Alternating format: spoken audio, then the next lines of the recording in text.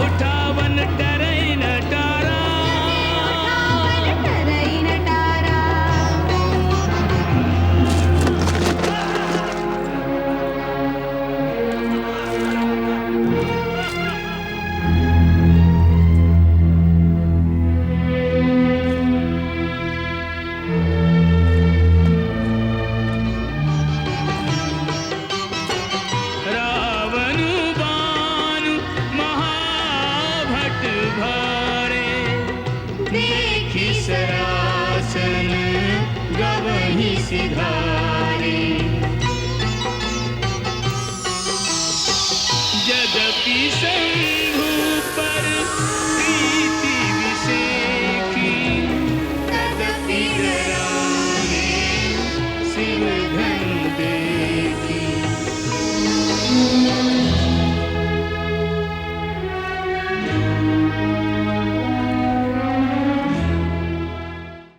आप तीनों देख रहे हैं ना धनुष यज्ञ में क्या क्या हो रहा है?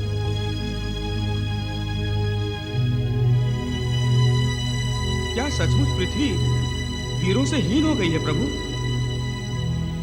क्या शिव धनुष की प्रत्यंचा चढ़ाने वाला कोई है ही नहीं वहां? रावण को देखकर एक आस बंधी थी, किंतु न जाने धनुष को देखते ही उसे क्या भय लगा जो वो बिना प्रयास के ही लौट गया।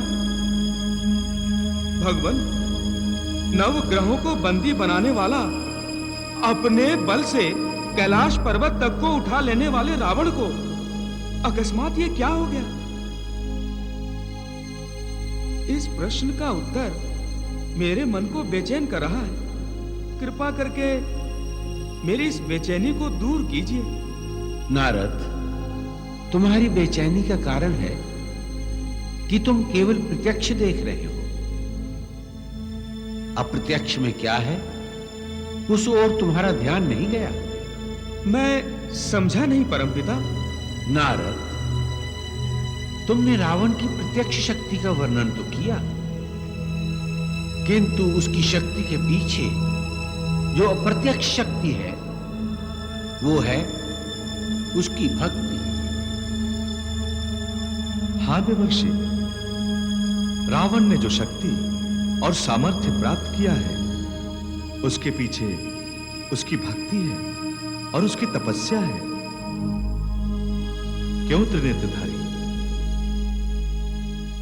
भक्ति तो उसके रोम रोम में बसी है नारद। पूर्व जन्म वो प्रभु का पार्षद था,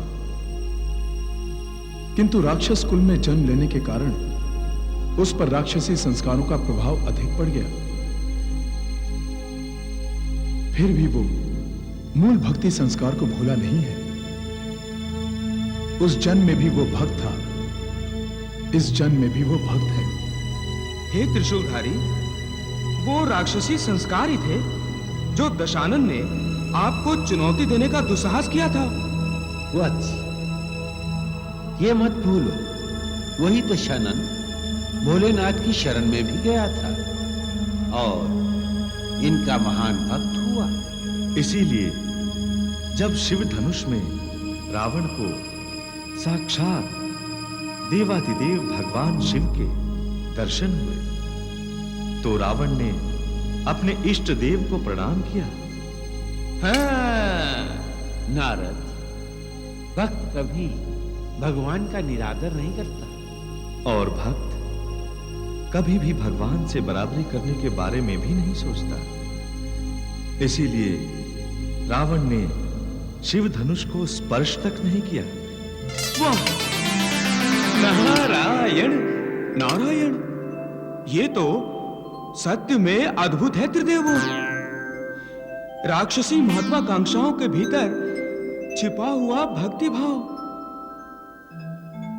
नारायण नारायण।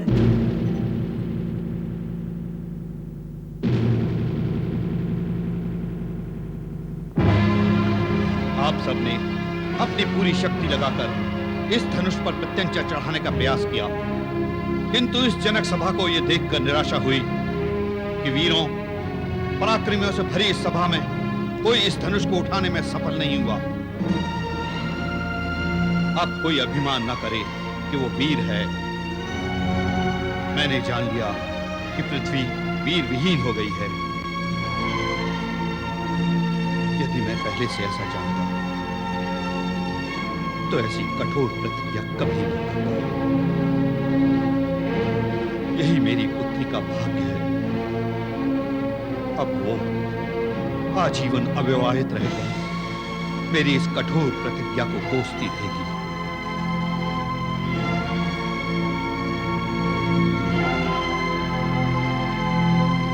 धिक्कार है मुझ पर, धिक्कार है वीरता का बखान करने वाले इन वीरों पर जो इस धनुष पर प्रत्यंचा न चढ़ा सके। गुरुदेव, रघुवंश कुलभूषण भ्राता श्री राम के होते हुए महाराज जनक पृथ्वी को वीरों से शून्य कह रहे हैं। वत्स, हम यहां दर्शक हैं। महाराज उनसे कह रहे हैं जो इस स्वयंवर में भाग लेने आए हैं। परंतु गुरुदेव, पृथ्वी वीरों से शून्य नहीं है। लक्ष्मण, अपने आवेश पर संयम रखो, अपना स्थान ग्रहण करो।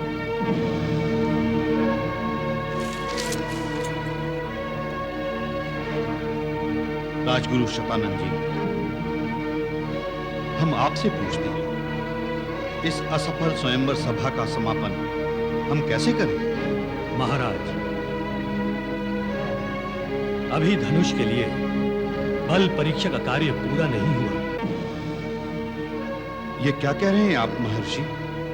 हाँ राजा, मैं रघुवंश कुमार राम को धनुष पर प्रत्यंचा चढ़ाने का आदेश देता हूं।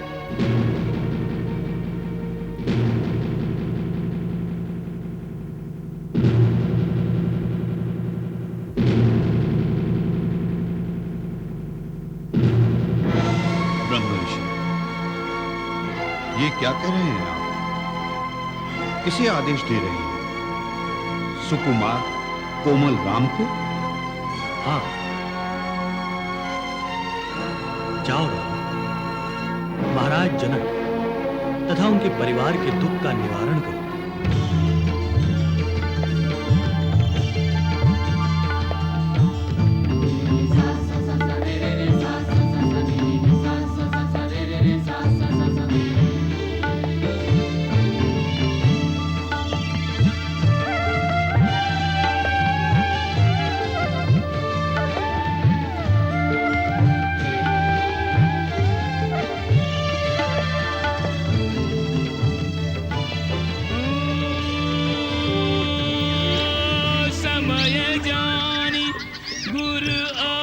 सुपाई लेन प्रसून चले दो भाई, कंकन किंकिनी नूपुर धुनि सुनी, नूपुर धुनि सुनी। कहत लखन सन राम हृदय गुनी, मानहु मदन दुंदुभि दीनी, मनसा विश्व विजय कह कीन्ही।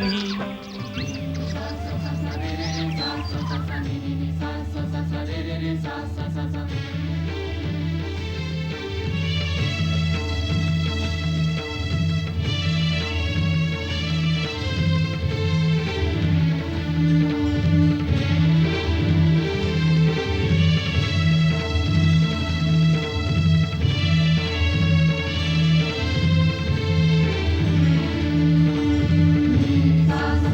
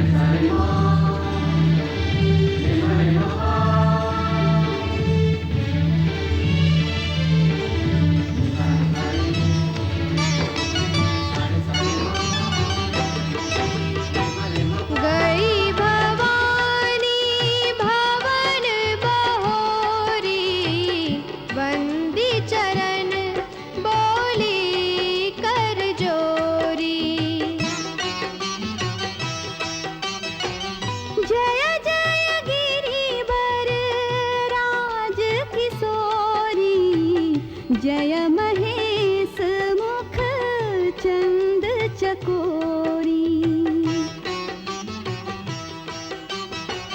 नहीं तव आदि मध्य अवसाना, अमित प्रभाव वेदु नहीं जाना। भव भव विभव पराभव कारिणी, विश्व विमोहनी बिहारिणी। विश्व विमोहनी स्वबस बिहारिणी।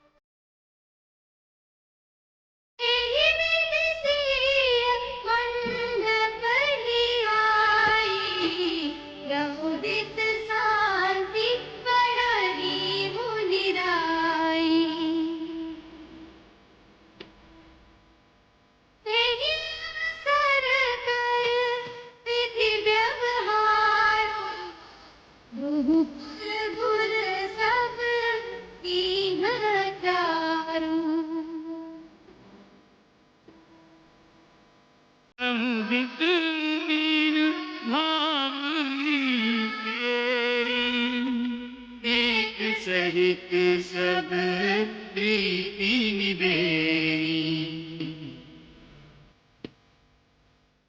राम सिर के दुर्देही, शोभा कही न जाति विधि केहि।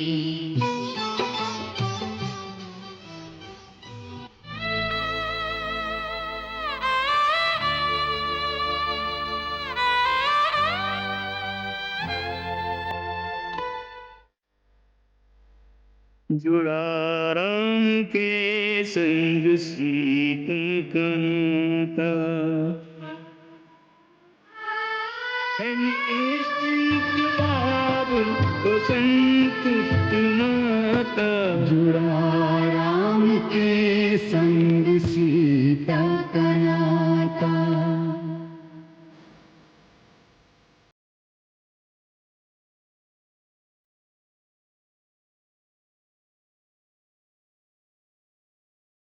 विदा हो रही है सिया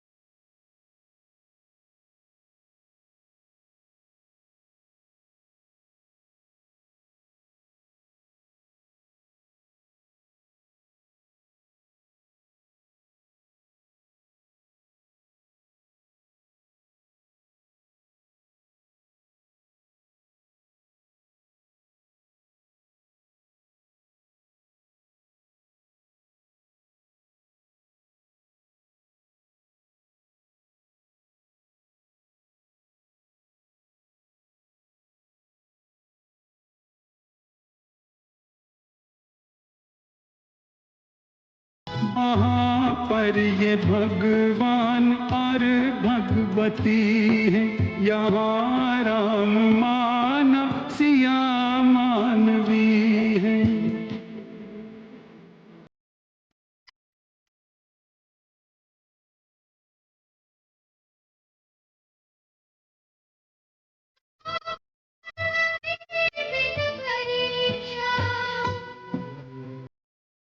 पिता सोचता पुत्री भूलो तुम्हें, उसे क्या पता किस डगर पर चलेगी।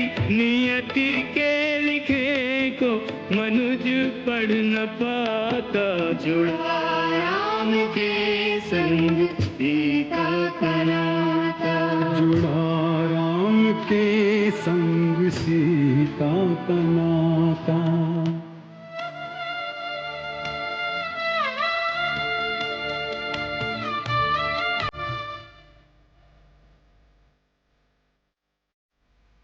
यहाँ से जाते समय तो आप मिथिला कुमारी को अपनी रानी बनाने का विचार लेकर चले थे, और वहां जाकर धनुष को उठाने का प्रयास तक नहीं किया।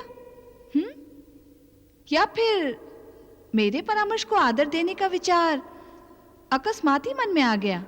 यह भी हो सकता है, या फिर मेरा विचार परिवर्तन भी हो सकता है। नहीं नहीं, आपका विचार परिवर्तन असंभव है। आप मुझसे कुछ छिपा रहे हैं।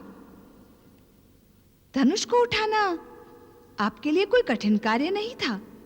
तुमने ठीक कहा, धनुष उठाना मेरे लिए कुछ कठिन कार्य नहीं था।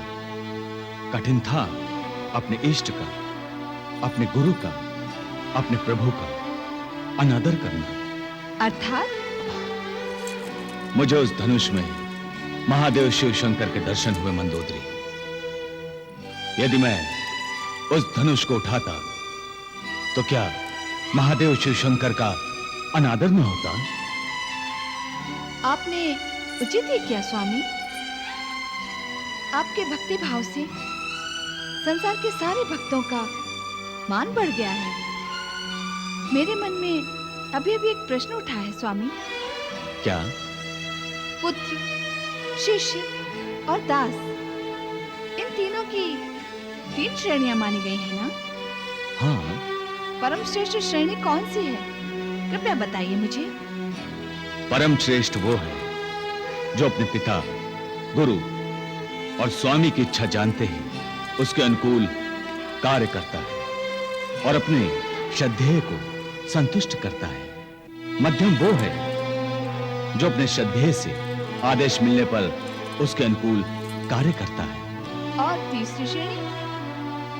उस श्रेणी में वो आता है जो अपने इष्ट से आदेश मिलने के पश्चात भी आदेश का पालन नहीं करता, उनकी अवज्ञा करता है। अब ये बताओ, तुमने प्रश्न क्यों किया? क्या तुम ये जानना चाहती हो कि मैं किस श्रेणी का शिष्य हूं? आप मुझे लज्जित कर रहे हैं स्वामी। आप तो मेरे परमेश्वर हैं। श्रेणी का निर्णय तो आप इस दासी के लिए करेंगे। आपकी आज्ञा का पालन करना मेरा धर्म है स्वामी। तो ठीक है, आप अपना धर्म निभाइए। हम आपको आज्ञा देते हैं। हमारी आज्ञा का पालन हो। आज्ञा प्राणनाथ। हमें आपका प्यार चाहिए, सदा सर्वदा। इस शनिदेव को फिर से हंसी का दौरा क्यों पड़ गया?